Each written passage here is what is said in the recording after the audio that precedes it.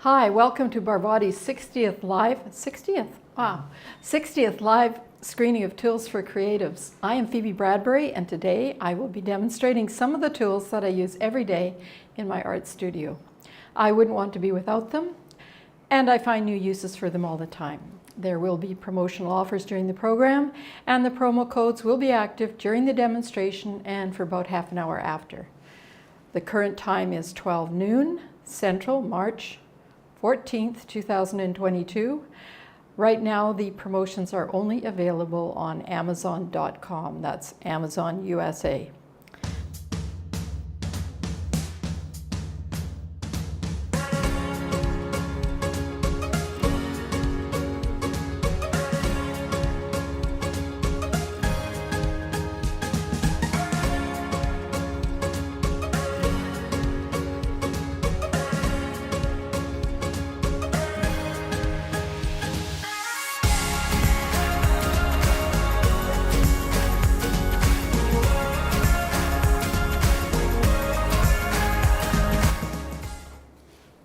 So, am I back on? Here? Okay. Okay, this is the shot that you just saw being made. This is done on Yupo paper. Oops, I got it just a bit too small.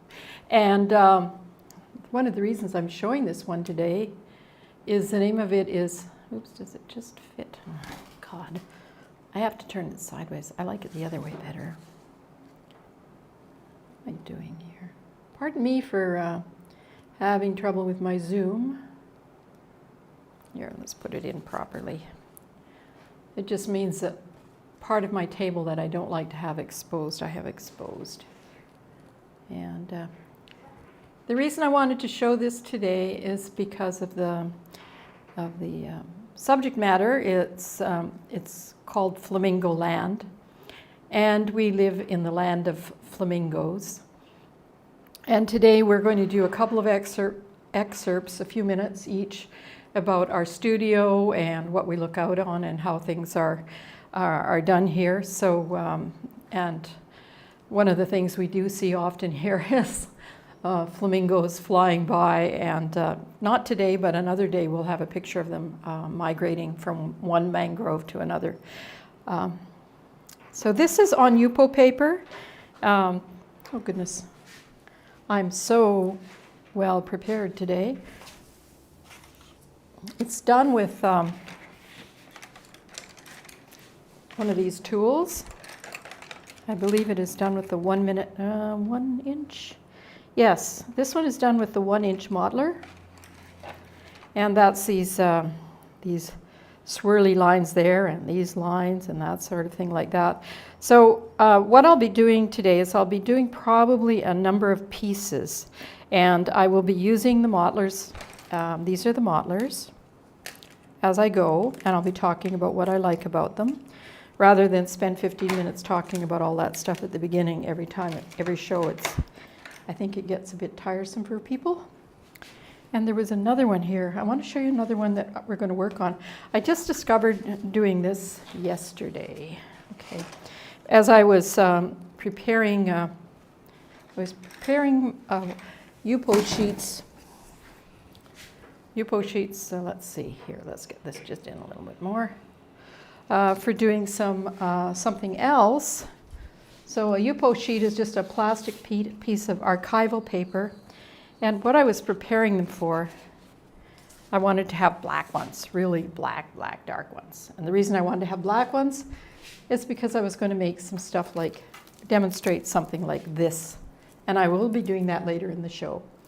And how we eventually achieve this after working on a few different things along the way. But what I think I've discovered here, and that I had just put the first coat of black on the background.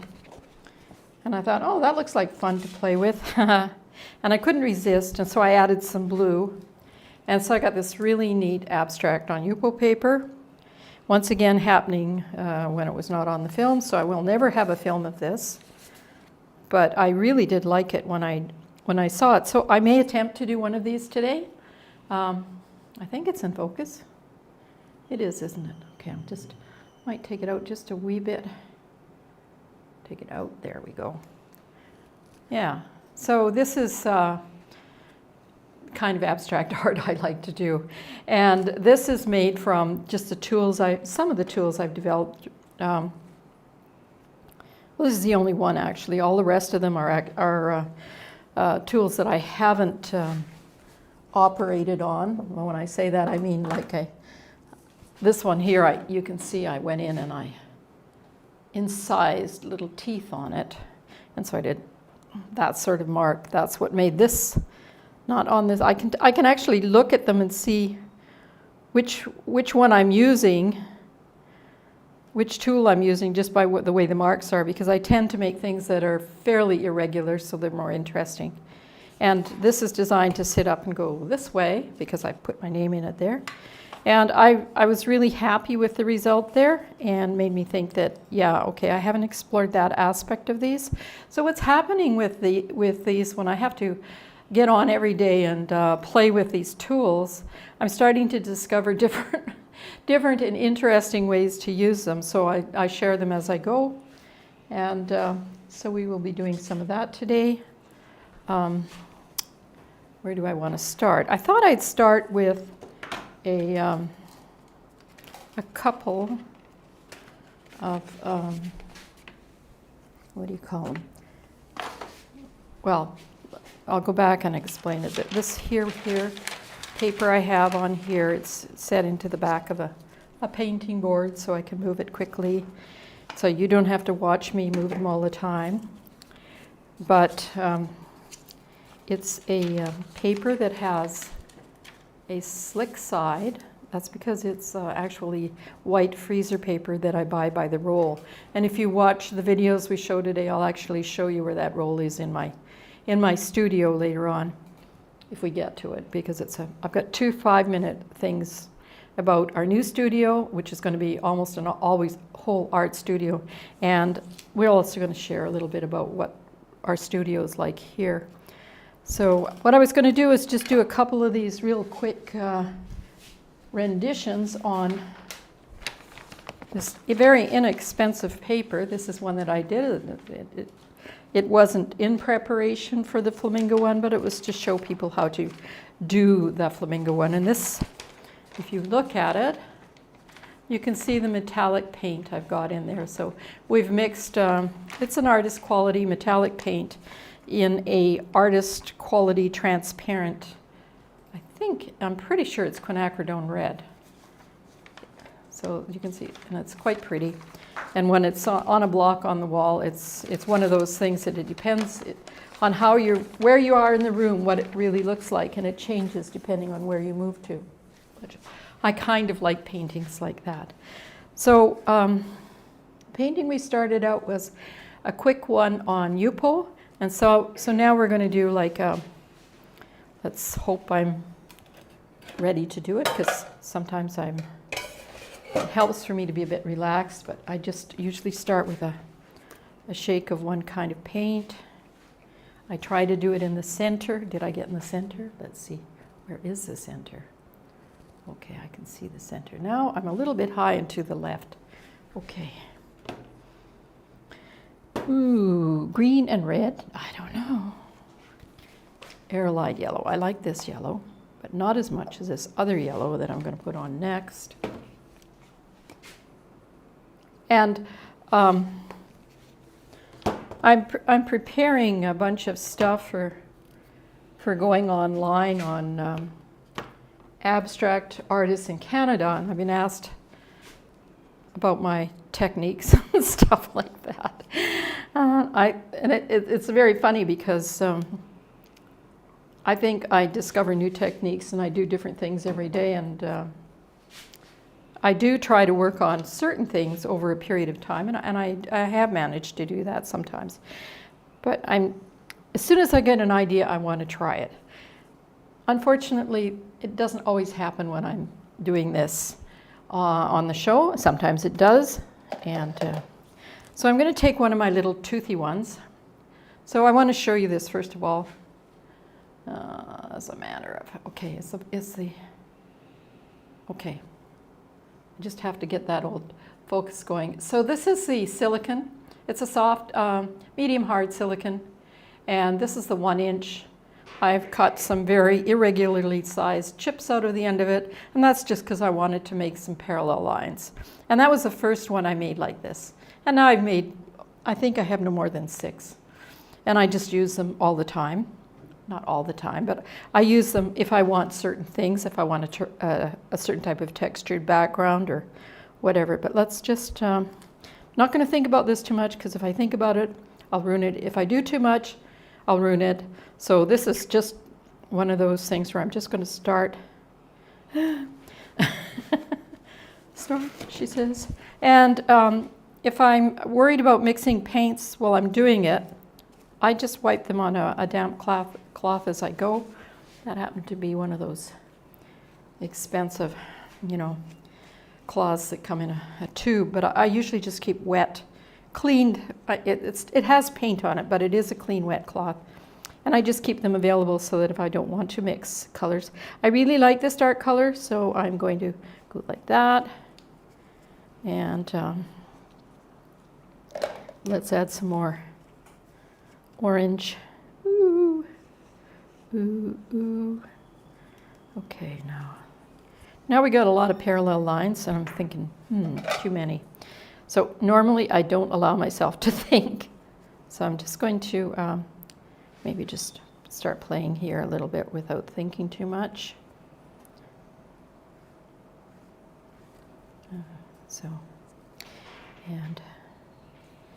And I have a question. What kind of paint do you use? Okay.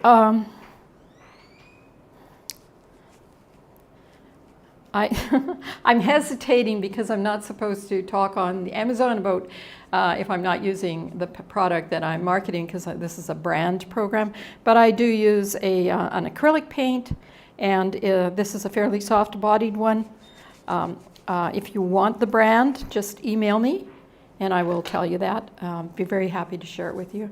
I like it, and eventually we will be probably doing these shows on YouTube and things like that, and I will be able to talk about those things. But it's not an expensive brand, but it is a very high quality brand that I've used for years.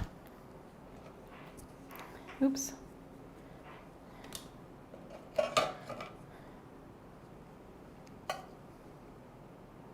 Okay, that's not really that great, but so I'm just showing you some of the marks I can make here. So this funny purple thing out in the end is just bugging me, so we're going to just push it in here. Push, push, push, push, push, push, push, push, push, push, push, push, push, push, and play with some of the marks. So I can make really nice sort of rectangular marks. I can make circular marks. And one of my favorite ones is this sort of flag-like thing that I go out where I. So is this a wonderful masterpiece? Well, obviously not, but I could add more color to it. And the real trick for when I'm demonstrating is to know when to stop. And I'm going to stop right there with that one. And I've set it up so that I can change these pretty quickly. Before I had to pull the paper out and put it somewhere. I still have to pull it out, but I'm now ready to go with another one within seconds. Okay, so this is number 2. And let's just choose color. Let's work with blue and greens. Is this transparent? I think this might be. Oh, yeah. Where am I? Am I showing up? A little high. Okay, I'm a little high. Thanks, Preben. My husband tells me when I'm out of frame, and if I want. So I'll keep it at that size so that we don't have to lose it. Oh, Payne's gray is one of my favorite colors, and that's just because it's like an India. No, what is it called? India ink. Oop, I think that, ultramarine blue, phthalo blue.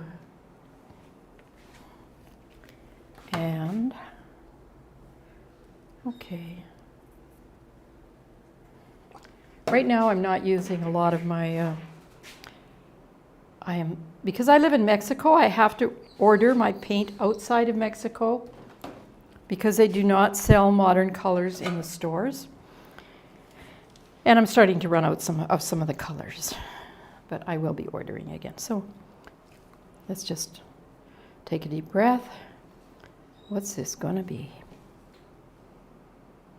Mm-hmm. Mm-hmm. Mm-hmm. Mm-hmm. Mm-hmm.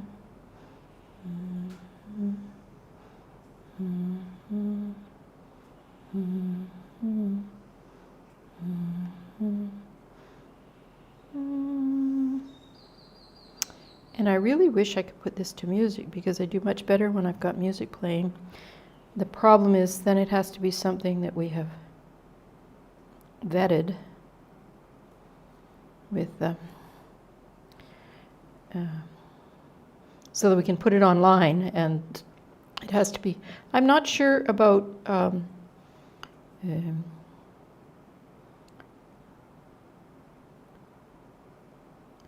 royalty or what is it?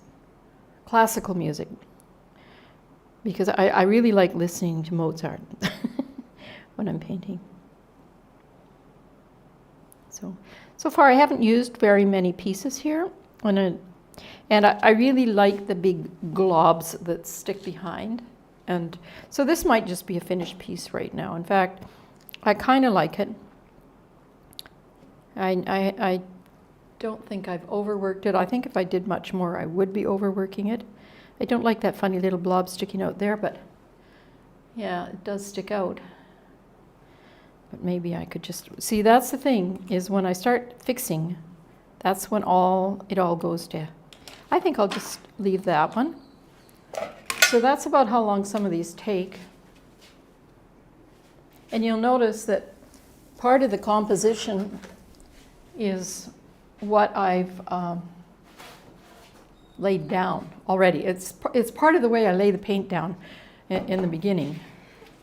And if I like it, I'm going to leave it. But I love those colors, so I'm going to try another one. And maybe in a little different, maybe better in the center, maybe not. Okay, let's see. Next time I will zoom it into where I want it to. That'll be okay, I think. That's okay. That's just a blue-green. There's more Payne's gray. Oh, I know what I'm going to do. I'm going to add my favorite color, which I don't even put out most of the time. Where is it? Oh, it's called an androthrone blue, or a slightly different name depending on where you buy it from. Golden calls it I don't know what, these are not golden paints, because golden paints are very expensive, but I love them. If I could use them, I would. I certainly would.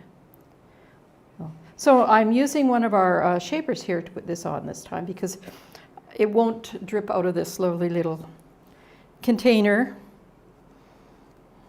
which tells you a little bit about my paint. But now notice here when you can lay the paint down, and then you can scrape the paint off the way you want to. And that's one of the reasons I really like it, these tools. And the other reason that I like it, and they are replacing my brushes to a great degree, is that they are very quick to clean. And as an acrylic painter, brushes are one of the problems. If you use them for a few seconds, you have to clean them, wet them, or look after them almost immediately. Is that all the oh no, I put a lot of androthrone blue in there. Okay, great.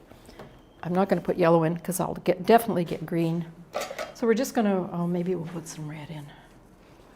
Maybe we'll put some yellow in.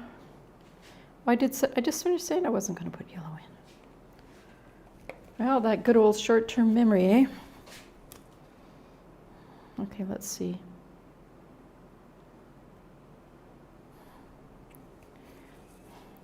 So what can I do with this? It's like I have this puzzle now. I've got to figure out what I can do with it. And I want to do it in such a way that, oops, there goes the green. So I'm using the 3-inch now. And one of the things you'll notice is that the quality of the 3-inch blade, whoops, that's the one that's got the little blip out of it, is the same quality as all of the other blades. They're nice wide blades at the base. We have a very sharp, incisive edge along that side. So let's pull that out here. Well, I have this thing about this red. Let's see if we can do something like this. Ooh, red, red, red, red. Red, red. Oh, that red isn't going all the way through. Oh, look at that. So, a little high in the frame. Can't change the frame. Is that better? Yeah. A little too low. Ah. So it looks like I've got this sort of like really weird thing going on here. Not very interesting. And so sometimes when I make a mess, I just muck it all up. And if I've added blue and blue and yellow to it, I definitely almost always get green. That's why I'm a little like. Okay, so what am I going to do with this? I'm just going to show some of the. Can you push it up a little bit? Push it up a little bit now? Yeah. There. Okay, thank you. So when you look at this, you can see maybe some of what led to this, because this is sort of what I'm playing with here. So this is what I did last night by surprise, very dark background, but not really black. And here I have this lovely green pile of green paint. And if you've watched my shows before, I could, okay, the other thing these are great for, you have to clean your palette. They're perfect for that. Or if you have to clean paint off a surface, a painting you don't like, you just go like this. Oh, one. And of course you scrape it, you wipe it off each time. I just use these damp rags because they're better than using big piles of water in my studio. And I just rinse the rags off after and throw them through a quick wash. And they don't come clean, but they don't have paint on them anymore. So that just shows you how, and I'm going to leave that there because I'm going to spread it across very thinly to show something else. Am I still in the frame? Am I still in the frame? Okay, so here, if you put paint down, you can see the mass tone, like the darkest color, and the lighter and the lighter tones of whatever paint it is. These are wonderful for mixing colors because you can mix them, especially some of these small ones. Here, if you're just mixing little bits of color, you can just mix and wipe the things off so you're not cross-contaminating your brushes or anything with the colors. And you can use a color chart to mix various proportions. That's what I always do. I use the golden color chart that they have on their website to mix all kinds of colors. And once you learn how to mix them, well, then you don't have to use a chart. So now I'm going to just do something that I haven't done for quite a while, and that is make my basket thing. So which is I go parallel line, parallel line, parallel line. Oops, okay. And then I just wipe that off. And I use exactly the same brush. I don't put any more paint on. You can have different colors at the back. Under, over, under, and I go under, over. I forget. Over, under. So repeating lines by scraping through can make very distinctive you know, very interesting pictures, and then of course you can always go through and do something like that to it. And if you really want to play with it, this is one I've made. I'll show it here if I can. See, I cut that out with a knife left over from my biology kit. I actually measured them, and I'm talking about my biology kit in high school, or was it university? I don't know. Anyway, this is a different type of, or a different brand. I don't know which one it is, but the silicone is quite. It's starting to get old, let's say, and a little crumbly. It's still pretty good, and the handle is wooden, and the handle doesn't have a hole. So for me, when I look at these ones, you know, the handle's a dark compressed plastic. It's not going to flake and lose paint, and the silicone is very, very flexible. It lasts for years. If you look after it, of course.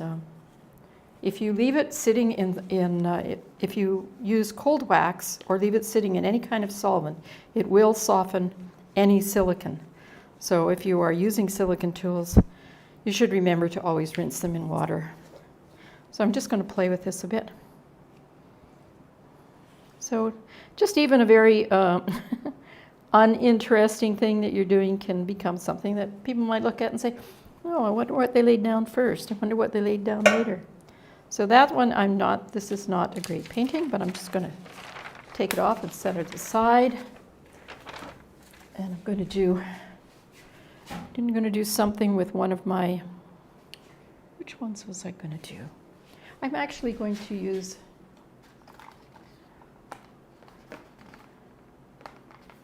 a Yupo paper. And Yupo paper, it is a brand name, but I think there are other brands that actually work now, but it's the only, I've always known them as this. It's a plastic paper, and it's archival. So when we make paintings on this, on the butcher, the freezer paper, pardon me, it's not butcher paper, it's freezer paper with the plastic side. They're not, of course, they're not archival. But I have been experimenting with them because occasionally I get a piece I really like.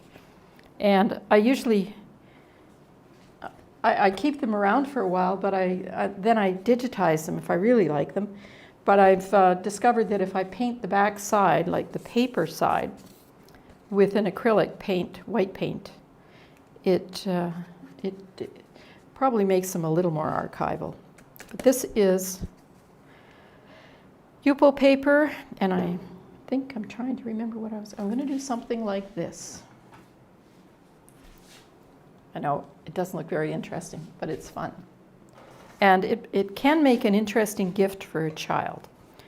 And what you want is a fairly dark, we can use an androthrone blue, I guess. You want to use a fairly dark, I better put that lid on that blue, or I'm just going to use it for everything.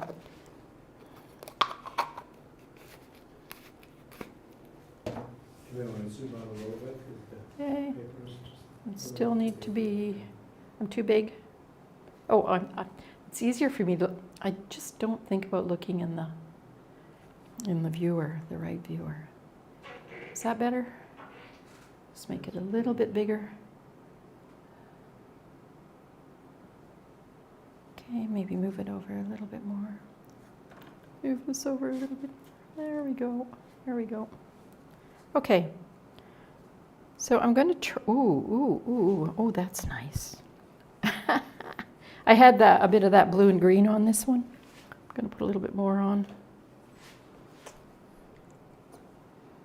Oops. Those are beautiful colors. Why do I paint? She says that she's having fun. Okay. I'm going to just leave a little border on this one.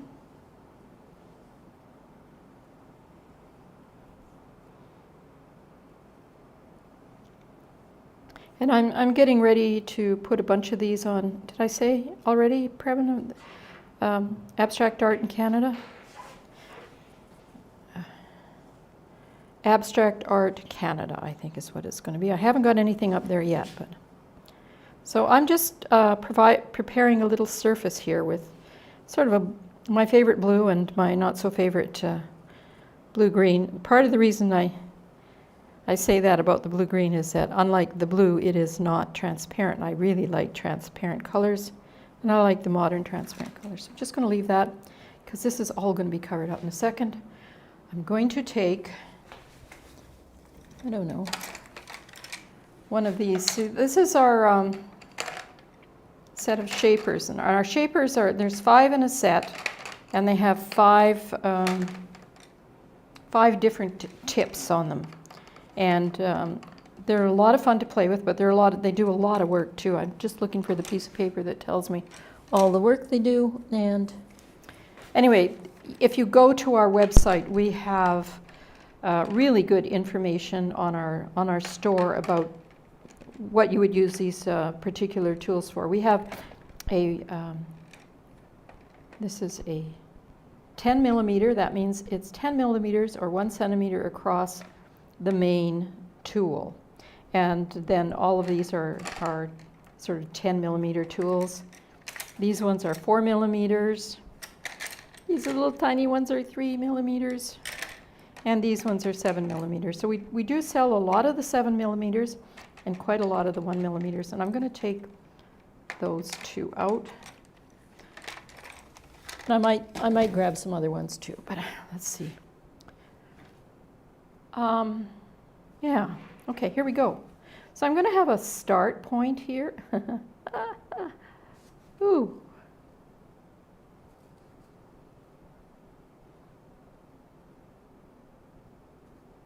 Ooh. So this looks a little bit like, it's probably better to have an end point because by the time you get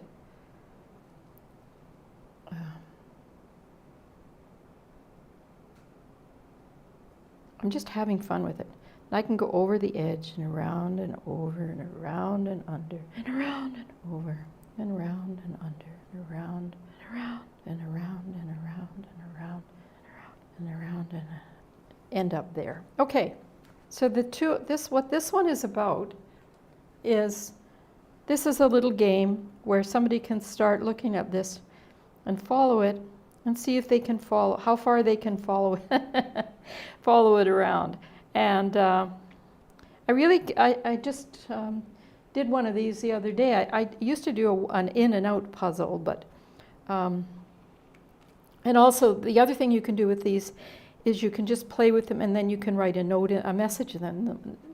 And I call them sort of like a secret message painting. So that's one demonstration of a Yupo.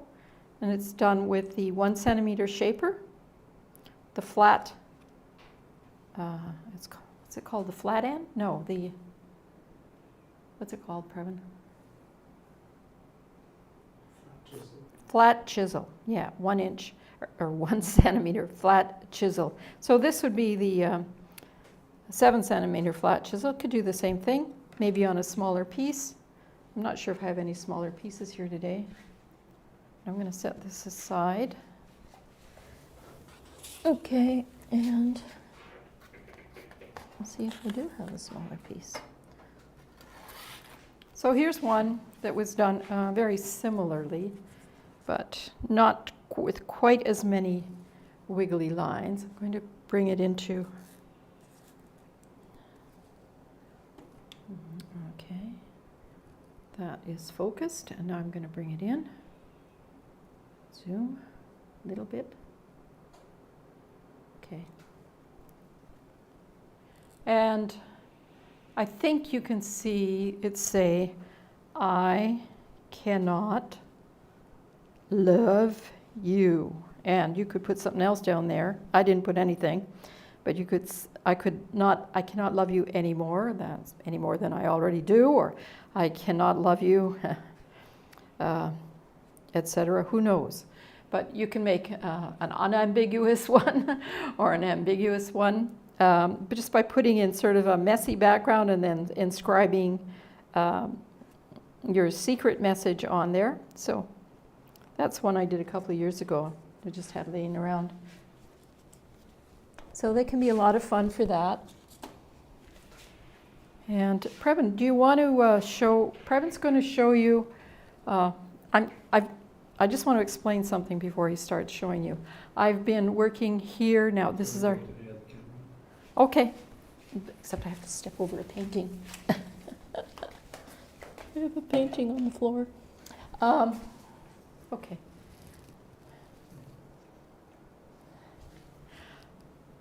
What was I going to say?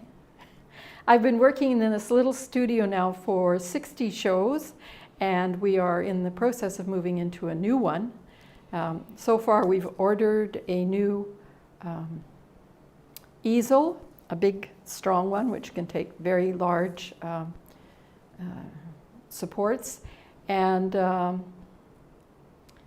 what else? Oh, yeah, you're going to have we're going to show you what the new room is like and a little bit about our studio in the next few minutes while I set up for what I'm going to be doing next, which is probably, well, it'll be one of the things that you've already seen, okay?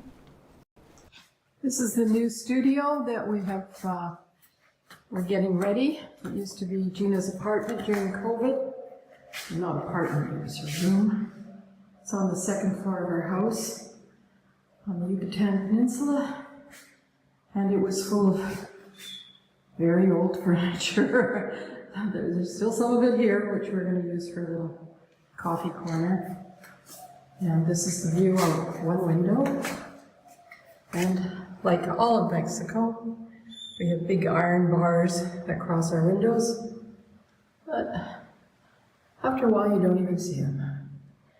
And this room, this is our front balcony. I'll be able to take the easel right out there on nice days, and we may have some shade. We'll put up an awning. That's the Gulf of Mexico out there from the front of our house. And so very excited about this room. I'm having my first real strong easel made for me today, so I should be able to take, not today, but it should be ready this week sometime. We may get it out next week. It's an easel made with counterweights. I'm very excited about it. I've never had an easel like this. And it's being made by a local workman, a local carpenter or woodworker. And so we expect delivery of it. There's some of my big painting supports that I haven't been able to use for the last few years that I made a few years ago here. And I made them myself. They're about 2 meters by 2 meters, maybe a meter and a half by 2 meters. I don't know. They're big. That's what I like. There's one I painted on and then I covered it up. This is a sort of like a support room. It looks like a mess right now, where we keep tools and get preparation for the show. So I'm prepared a whole bunch of boards here, and often these boards are boards I've made myself. Some of them I purchased. And I have another set of painting boards ready to go there that I've made. Really need a good supportive easel. Is that it? Okay, so I'm back. We've got a little bit more we can show you about this particular room if you're interested. We'll show it a little bit later. What I've got here is a picture of something I took online. It was in Camtasia. It's a royalty-free area, and I looked at that and I thought, well, we can do that here. We just have to learn how to do it. So we went through a series of practice sessions. That was our first one. This was our first attempt using these two things held together like this. So you can see there was a rather big groove on one side and a little skinny groove on the other, but the gold looks good. So that was our first attempt. And we kept working on that. We eventually started using the, where is my other one? We started, here it is. I eventually made this one, and then we got one similar to, very similar to the one that they had shown. So, and this was like the first attempt, the second attempt, and after we got going, this is probably about the 6th or 7th attempt. We've done it in different colors, and we've done it on blocks of, oh, here's one, on this sort of thing. They make nice wall decorations. I see a little hair in that one. Okay. And so today we're just going to do one. And I prepared a piece of black Yupo paper for that. And it was in the preparation of the black Yupo paper, because when I'm painting it black to prepare for the gold surface, oops, let's put it up a little bit. Let's zoom it out a little bit. My zoom finger doesn't seem to be quite as good as usual today. There we go. Okay. So when I was preparing that, that's what gave me, when I had the first level down, when the white was still behind the first coat, that's where I made that one. So that's what gave me that idea. And we now have 2 of these. Oops, I just found my piece of paper here that I was looking for earlier. And so this is the black background. You need to use something, if you're going to make these things with the raised gold things, you have to have a pretty slick background. So we did attempt it on, well, we've actually attempted it on linen, not linen, but a fairly high quality cotton linen, cotton canvas, I should say. And that seemed to work quite well, but I had put on painted it black and put a slick black surface on it. So I'd put just an acrylic gloss type of thing. And so where was I? Well, okay. Oh, yeah. So now all I need to do is put the gold on. I have a choice today. See, I made one with red. And so I could put a red one on, or I can put the gold on. I haven't used the gold for a while, so I'm going to try it again. And we'll just see how it works. Now, this is made from the base paint and a lot of clear, a lot of gel. Now, the gel is not clear, but it dries clear. So even though this will dry like a really high glossy gold, I'll show you that. So this sort of dull yellow looking thing here, and and it even in its unmixed, like this is pure, this one's pure gold. No, this is unmixed with the gloss, and it still comes out a little dull until it's dry. So we're going to drop a bunch of that right on this. Okay. Let's see, that's what we do. So we use a fair amount because we want it to stick up from the surface. I'm going to put this away now because as long as I cover it up, I can use it next time. But as anybody who's worked with acrylic knows, if you don't cover it up, well, and because of my process, I like to go over the edges. So I generally just spread it a bit. Sometimes I spread it with the big one right to begin with. I love working with goopy, lots of thick color like this. It's nice. But you can see if I scrape, it goes right back down to the black at the bottom. And that's what I want at this point. So we're going to see. And I will have to just lift it up from the surface at the end to look at it, because it will look differently lifted from the surface than it does laying on the surface. So here we go.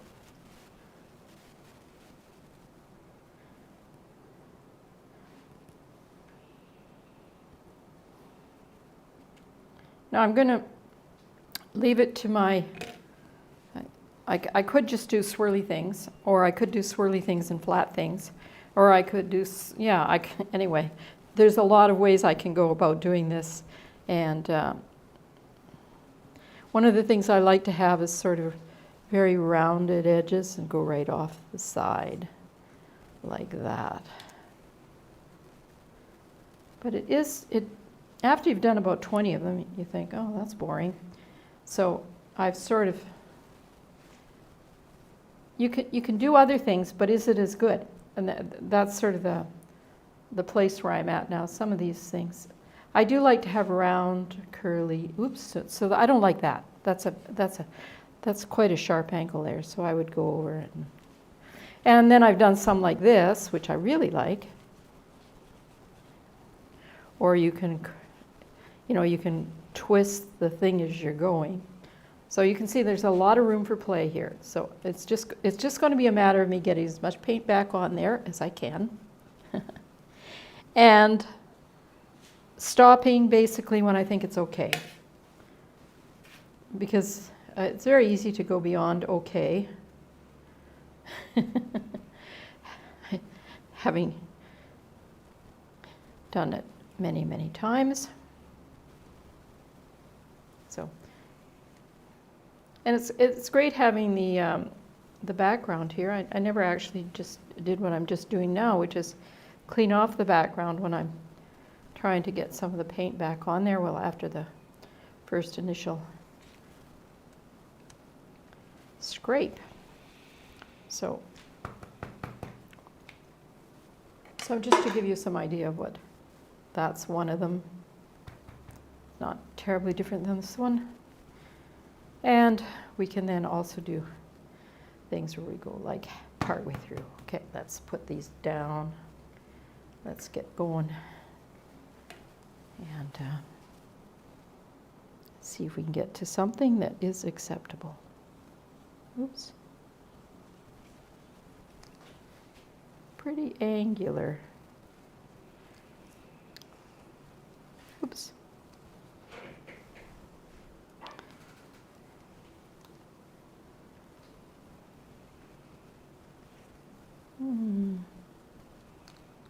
So sometimes when I just can't get into the flow of it, that's not necessarily today. I'm doing all right, really. But sometimes it just works. It's just wonderful. It just goes 1, 2, 3, gooby. Ooh, okay. So I'm not sure at what point I'm going to stop here.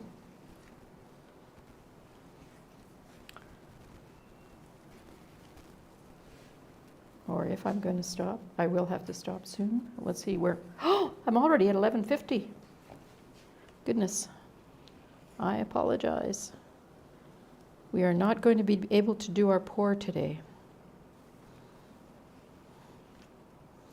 But it will be ready to go on Wednesday. Okay, let's see.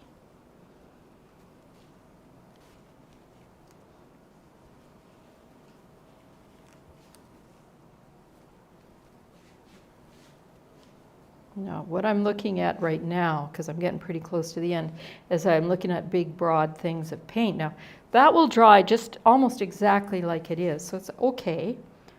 And what I want to have is a sense of what it looks like sitting up like this all by itself. And I actually really like it just like this.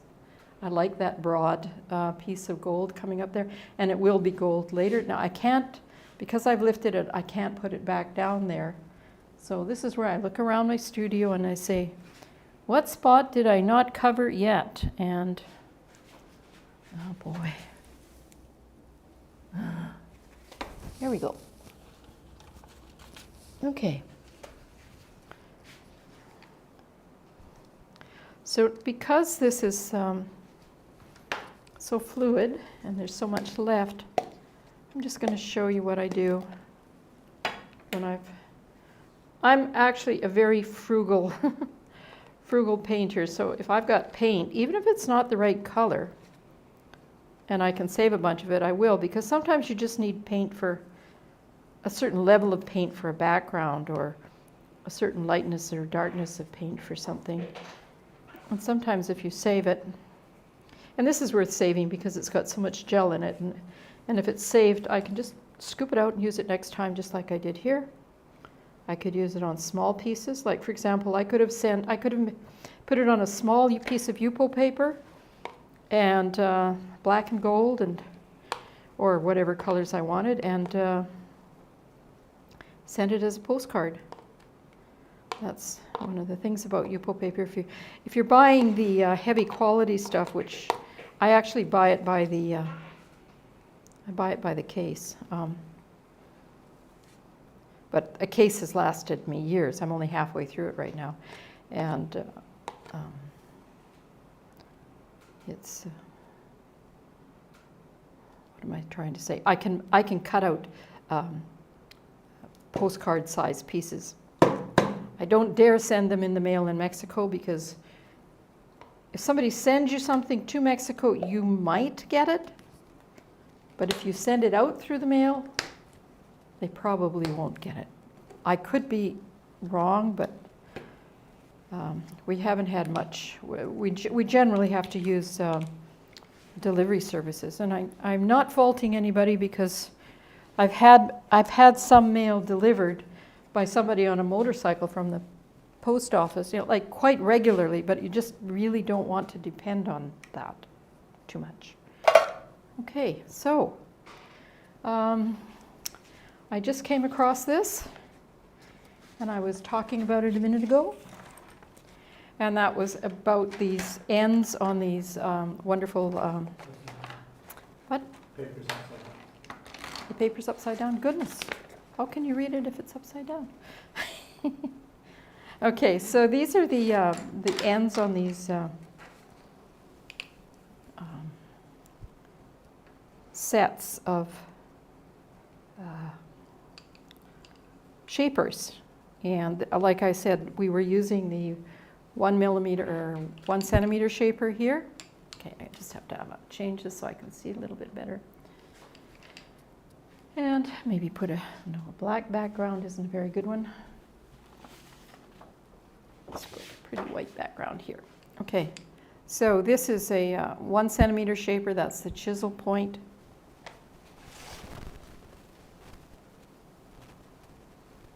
That's the flat chisel. That's this one. The angle chisel. Let's see, am I working? Yeah. Oops, not that one. Yeah. This is the angle chisel. Why is it? Oh, yeah. The focus is working. So you can see it's got a nice, sharp, pointy end, and quite a wide blade, a sharp blade. This is the, and if you go to our website, it would say the angle chisel to create precise marks, create expressive strokes, apply masking fluid, shape and smooth small areas of clay, and these guys are good for blending and smudging, pastel, and creating even strokes and stuff like that. So the cup chisel, that's this one. It's got a flat end, and then it's also got a cup shape, very good for moving large pieces of, large heavy parts of paint. These can also be used for carving, not carving, but for modeling clay and smoothing out clay as you're working for it. And for, you can use it for mixing paints. If you're studying, what is it? Color mixing, and you want to mix many, many different paints together over a period of time, then what you really want is these, because you just wipe them off and there's no contamination. This is my little book of how I study color. Push it down more. Pardon me? Push it up? Okay. So it's a little book I bought years ago. And when I have two colors that I want to know how they work together, I'll put a daub here and a daub there, and I will just gradually, very gradually add the two together until I get all of the colors that I get there. And then I will take each one of them and I will add usually a lightening fluid, but sometimes I've added white. White will turn things pastel, which is not always the greatest. But I still use this. I use this method. I still use this book. Unfortunately, I didn't label for example, this is a teal blue. No, it's a teal blue. Yeah. And this is a quinacridone magenta. And that gives you, this, I was really trying hard to get good purples, and I just couldn't figure out what kind of blue to get my good purples. I think I finally ended up with, oh, that's still the wrong one. Yeah, here's really good purples, and that's the magenta, and that's the ultramarine blue. So you can see, and for each one of these, I had to add different amounts, so it was very easy to just go wipe between each one, and then it's perfectly clean, and then I can add the different paints together. So I think these are really, really useful. And I use them in all the different sizes. Unfortunately, I don't have enough time to demonstrate all of them on 1 hour. So, okay, so that's our show for the day. We also didn't show you the rest of our tour, video tour, and we will do that another day. So here I'm going to go. Thank you for joining us today, and you can find us here right now anyway every Monday, Wednesday, and Friday at noon Central to do demonstrations, answer your questions, try experiments. I'm looking forward to seeing you on Wednesday. I forgot I was going to say something else, but it was lots of fun today, and we're trying, oh yeah, what I wanted to say is, if you have a time that you would prefer to watch this, we are thinking of adjusting our times so that we might have one in the evening, one on the weekend, and one in the morning. And of course, we're trying to serve all of North America. So tell us your time zone if you have, if you're going to give us a suggestion, and we'll take that into consideration. So thank you.